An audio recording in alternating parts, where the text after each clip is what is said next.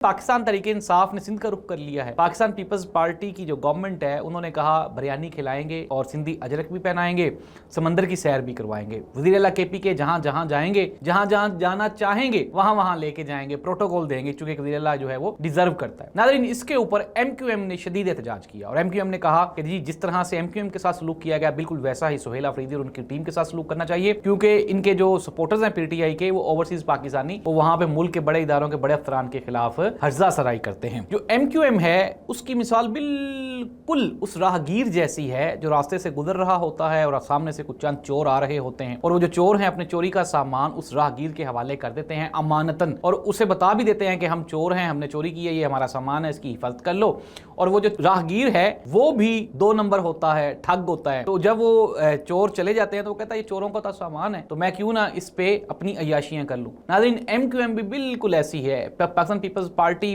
اور اس کے علاوہ نون لیگ اور دوسری جماعتوں نے چوری کی۔ ایم کیو ایم کی 1 سیٹ تھی کراچی میں اور اس کو بڑھا کے 13-14 سیٹیں کر دی گئی۔ اٹ مینز دیٹ کہ وہ مال مفت دل بے رحم والا حساب ہے۔ ایم کیو ایم کو یہ خدشہ ہے، خوف ہے کہ اگر پاکستان پیپلز پارٹی اور پی ٹی آئی کے درمیان کوئی سیاسی روابط قائم ہو گئے، بحالی ہو گئی، تو پھر آئندہ الیکشن میں ایم کیو ایم کا جو نظریہ ضرورت ہے اس کا پتہ صاف ہو جائے گا اور پاکستان تحریک انصاف چونکہ پاپولر جماعت ہے سندھ میں، کراچی میں اور حیدرآباد میں، اور اس کا جو سب سے زیادہ لاس ہوگا وہ ایم کیو ایم کو ہوگا۔